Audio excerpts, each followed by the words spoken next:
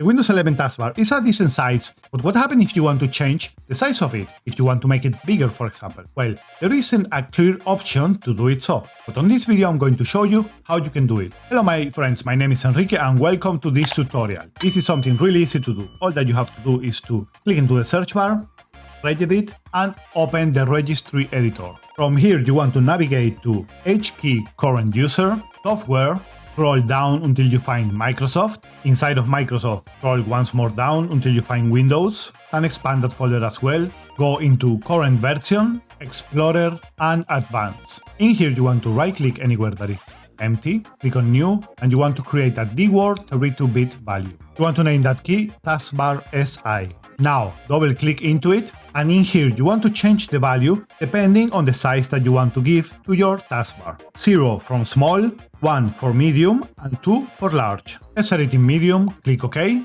Now you want to close the registry editor and to restart your system. And as you can see right there, maybe you cannot see it really good in my system because I have the transparent taskbar.